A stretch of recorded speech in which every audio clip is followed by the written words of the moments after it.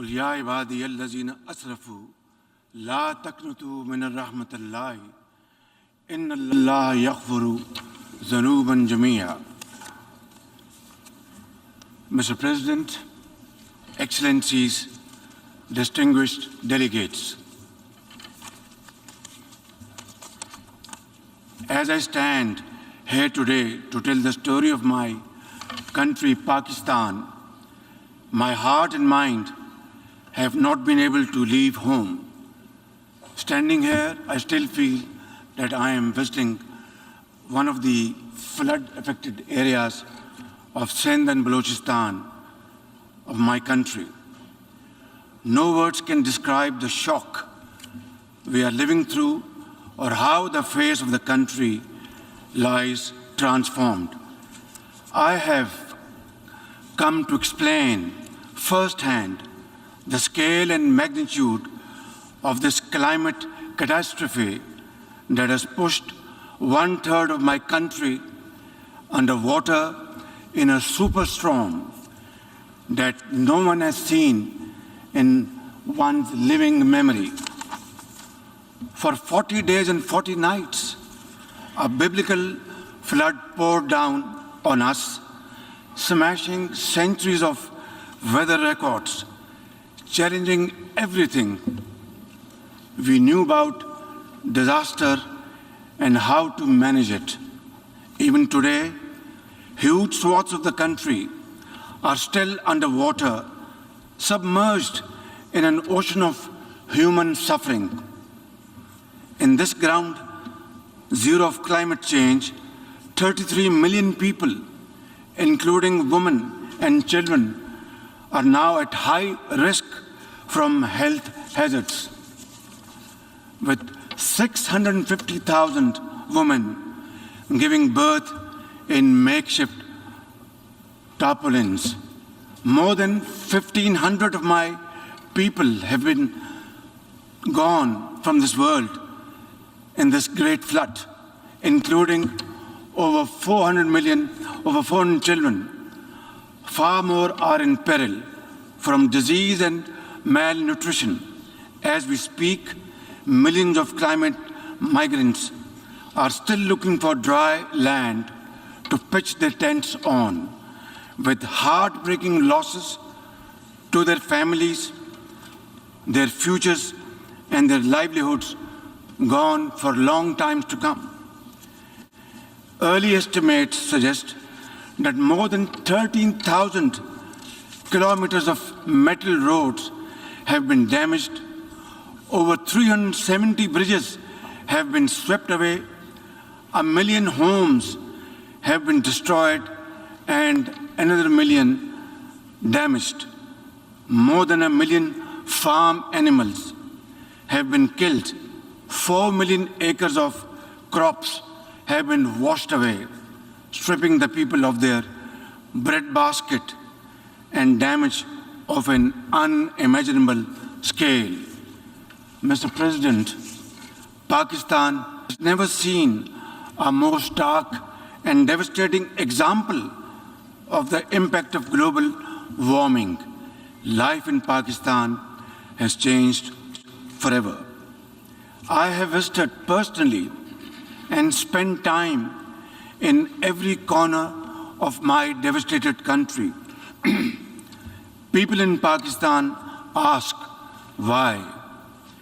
Why has this happened to them? When global warming rips apart whole families and an entire country at this ferocious speed, it is time to ask why, and time to ask not what can be done, but what must be done. The undeniable truth is that this calamity has not been triggered by anything we have done. Our glaciers are melting fast, our forests are burning, and our heat waves have crossed 53 degrees Celsius, making us the hottest place on the planet. And now, Mr. President, now we live through an unprecedented monster monsoon. It is literally a monsoon on steroids, as the UN Secretary General described it most befittingly. It is on steroids. One thing is very clear. What happened in Pakistan will not stay in Pakistan. As the Secretary General so candidly says, hotspots like Pakistan fall in the 10 most climate vulnerable list of countries, but emit less than 1% of the greenhouse gases that are burning our planet. It is therefore entirely reasonable to expect some approximation of justice for this loss and damage, not to mention building back better with resilience and strength. Clearly, the time for talk about action has passed. At this point, I am profoundly grateful that the UN Secretary General Antonio Guterres visited Pakistan, where he spent time with climate refugees, with mothers and children in the tents, and repeatedly assured us of his support and assistance. At this point, I want to thank each and every one of the countries that have sent help to Pakistan and their representatives to Pakistan to stand in solidarity with us in our most trying hour. On behalf of my nation, I once again express my sincerest appreciation to all of them. Excellencies, the impacts on the health and wealth of my country are beyond calculation at this point. So my real worry is about the next stage of this challenge, when the cameras would have gone or left this August Assembly and the story just shifts away to conflicts like the Ukraine. My question is, will we be left alone, high and dry, to cope with a crisis which we did not create, not of our doing?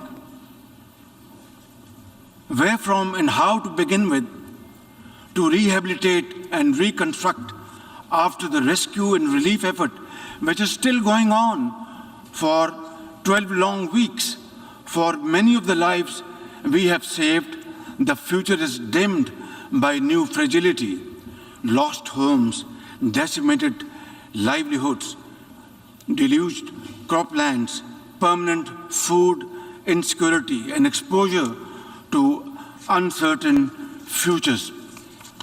Some 11 million people will be pushed further below the poverty line, while others will drift to cramped urban shelters, leaving little room for climate-smart rebuilding.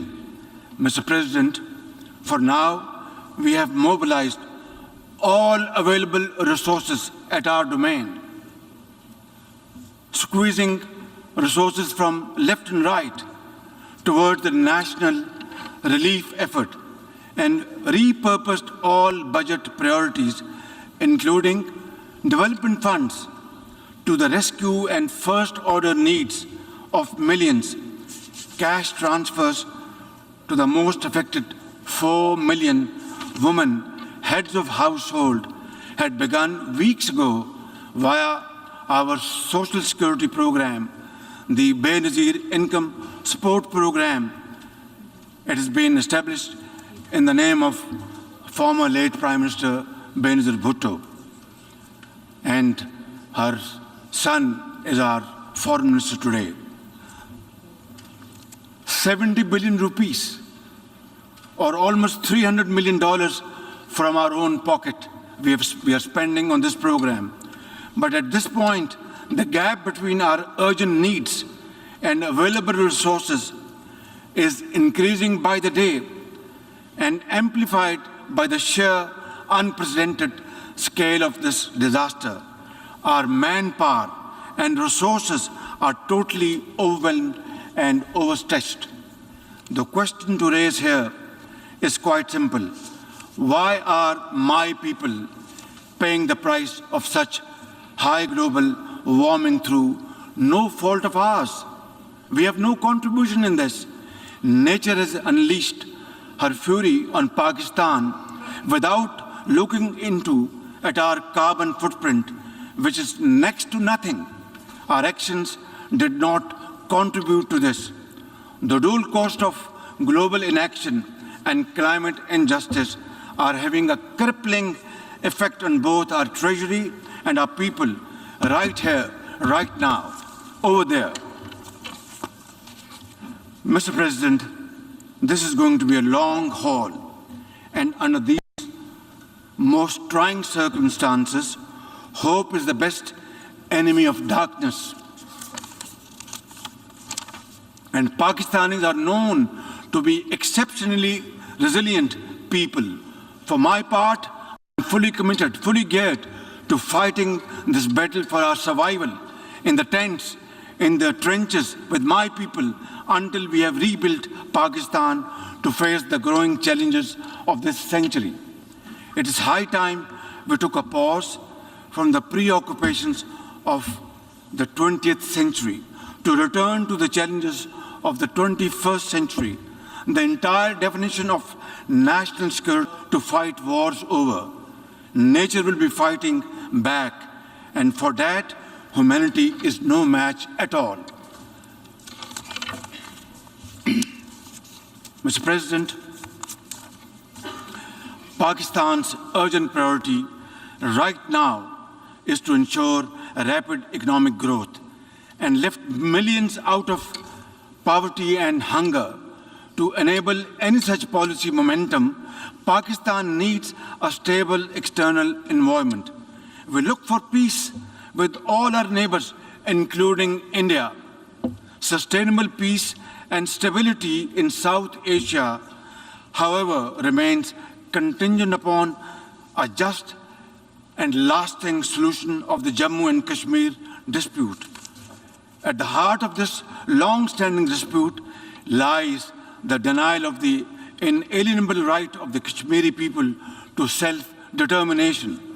India's illegal and unilateral actions of 5th August 2019 to change the internationally recognized disputed status of Jammu and Kashmir and to alter the demographic structure of the occupied territory further undermined the prospects of peace and inflamed regional tensions.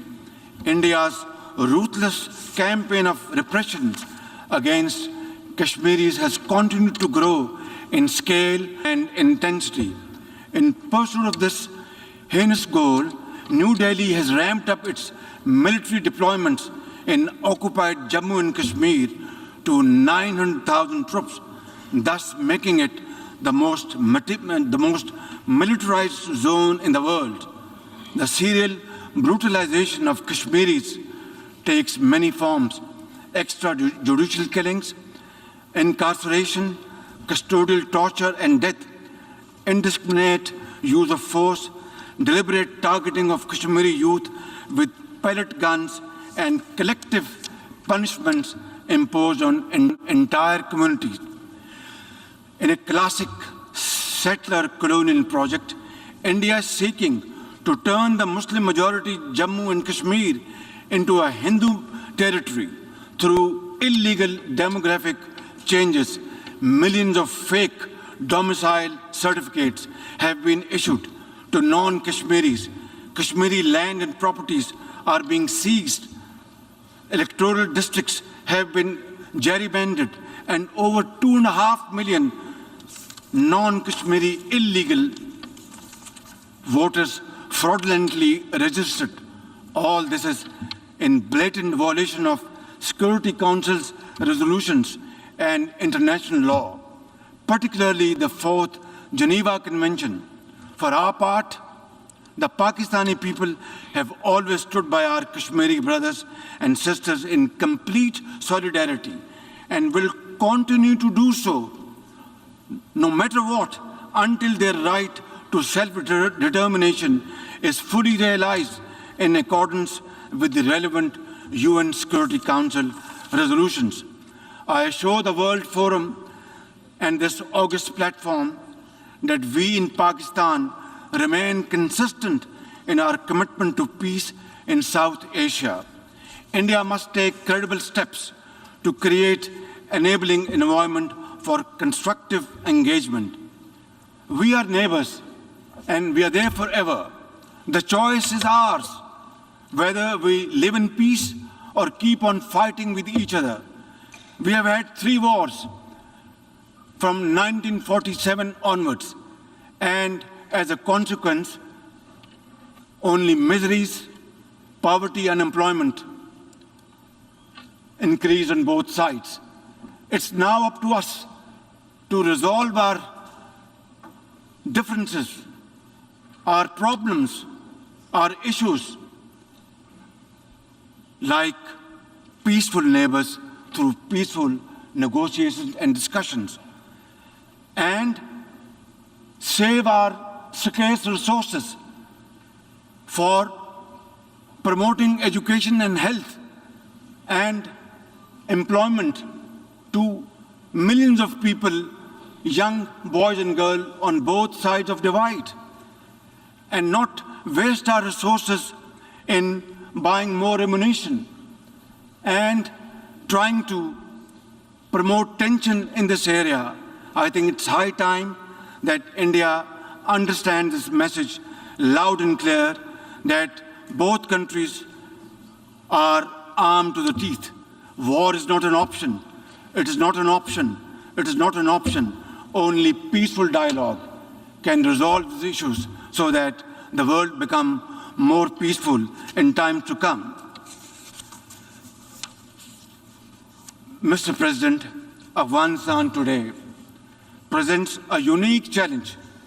30 million Afghans are left without a functional economy.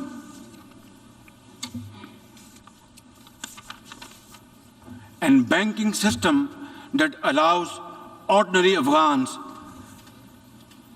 to make a living, to be able to build a better future. Pakistan would also like to see Afghanistan, which is at peace with itself and the world, and which respects and nurtures all its citizens without regard to gender, ethnicity, and religion. Pakistan is working to encourage respect for the rights of Afghan girls and women to education and work. Yet, it is at this point, isolating the Afghan interim government could aggravate the suffering of the Afghan people who are already destitute. Constructive engagement and economic support are more likely to secure a positive response. A peaceful, prosperous, and connected Afghanistan in our collective interest. As a neighbor, Pakistan is a vital stake in peace and stability in Afghanistan. We have led the humanitarian efforts to help our Afghan brothers and sisters. We must avoid another civil war, a rising terrorism, drug trafficking, or new refugees, which none of Afghanistan's neighbors are in a position to accommodate. Pakistan urges the international community to respond in a positive way to the UN Secretary General's appeal for $4.2 billion in humanitarian and economic assistance to Afghanistan. Release Afghanistan's financial reserves, essential to revive its banking system. Pakistan shares the key concern of the international community regarding the threat posed by the major terrorist groups operating from Afghanistan, especially ISIL-K and Tehreek-e-Taliban Pakistan, as well as Al-Qaeda, ETIM, and IMU. They all need to be dealt with effectively and comprehensively, with the support and cooperation of the interim Afghan authorities. In turn, the international community should address Afghanistan's dire humanitarian needs. Mr. President, Pakistan strongly condemns terrorism in all its forms and shades and manifestations. Terrorism does not have a religion, ladies and gentlemen. It is based on dogma, fueled by poverty, unemployment, privation, injustice, and ignorance, and fanned by vested interests. Pakistan is the principal victim of terrorism. Over the last 2 decades, we have suffered more than 80,000 casualties and over $150 billion in economic losses due to terrorist attack. Our armed forces, with the support of our people, mothers, traders, students, teachers, engineers, doctors, have broken the back of terrorism within Pakistan, yet we continue to suffer terrorist attacks from across our borders, sponsored and financed by our regional adversary. We are determined to defeat such cross-border terrorism. And I must say loud and clear that the amount of sacrifices Pakistan has made to defeat terrorism over the period of time has been unprecedented in the contemporary history of Pakistan. I tell often to my friends, if you see somebody, a mother or a child or a boy limping on the streets of Pakistan, maybe he was a victim of terrorists years back. That is the kind of sacrifice Pakistan has paid. Our generals, our soldiers, our doctors, mothers, teachers, students, and traders, they all paid their lives for Pakistan's well-being and defeated terrorism. And this peace which was restored back in Pakistan after great sacrifices is not only for Pakistan, it is a peace for global countries and global community. And we are very proud of it. And this is the biggest manifestation of our commitment, our concern, and our continued efforts to defeat terrorism wherever it is. Mr. President, Islamophobia is a global phenomenon. Since 9/11, suspicion and fear of Muslims and discrimination against them have escalated to epidemic proportions. The officially sponsored campaign of oppression against India's over 200 million Muslims is the worst manifestation of Islamophobia. They are subjected to discriminatory laws and policies, hijab bans, attacks on mosques, and lynchings by Hindu mobs. I am particularly concerned by the calls for genocide against India's Muslims by some extremist groups. Earlier this year, this Assembly adopted a landmark resolution introduced by Pakistan on behalf of the OIC, designating 15th March as the International Day to combat Islamophobia.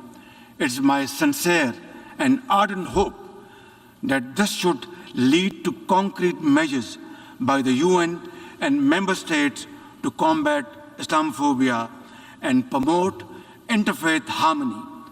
Mr. President, Pakistan is deeply concerned by the numerous conflicts across the Middle East, including in Syria and Yemen. We support all possible efforts to promote their peaceful resolutions. We call on Israel to put an immediate end to the blatant use of force and flagrant violations of human rights of the Palestinian people and the repeated desecration of the holy Al-Aqsa Mosque. The only just, comprehensive, and lasting solution of the Palestinian question is the acceptance of a viable, independent, and contiguous Palestinian state with the pre-1967 borders and Al-Quds, Al-Sharif as its capital. Mr. President, the Security Council and the General Assembly must be empowered to play their respective roles under the UN Charter. The Security Council must be expanded by adding 11 new non-permanent members to make it more representative, democratic, transparent, effective, and accountable. Adding new permanent members will paralyze the Council's decision-making, enlarge its representational deficit, and create new centers of privilege in violation of principle of sovereign equality of member states. The nations of the world must step back from the precipice. We must restore peace in Europe, avoid a war in Asia, and resolve festering conflicts across the world. We must revive the vision which created the United Nations, a vision which is often blurred by national interest and hegemonic designs. Pakistan is a partner for peace. But, Mr. President, peace can only be ensured and guaranteed when rights of communities who have been suffering over decades and subjugated over decades get their freedom, earn their freedom, and are respected.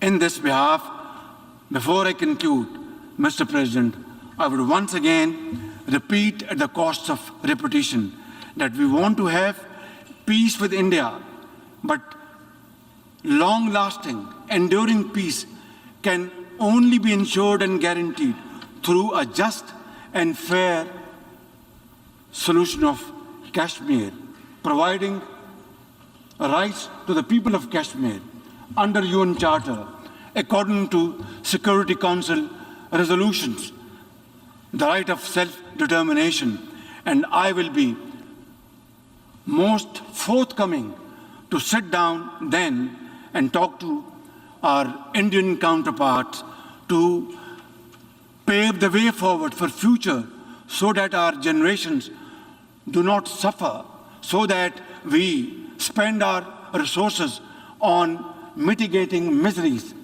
on building structures to face these floods and outbursts of clouds. We are developing societies. We don't have unlimited resources. We must deploy our resources for the well-being of the people, for our children, for their promotion, for their empowerment, for their employment, for health, for education, and make Pakistan, and of course other developing societies must find their own place in community of nations through hard work, untiring efforts, and sacrifice. That is the only way forward. Therefore, we will work with all those committed to the United Charter's principles to restore the vision which created the United Nations and to equip this organization with the capacity to preserve global peace and promote universal prosperity. I thank you.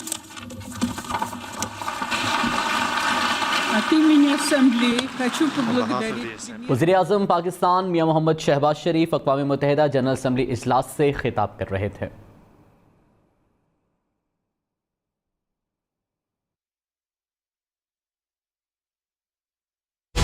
Dengue एक जानलेवा मर्ज है। हालिया बारिशों के बाद dengue cases में इजाफे के सबब यौमिया दर्जनों अफराद डेंगू का शिकार हो रहे हैं।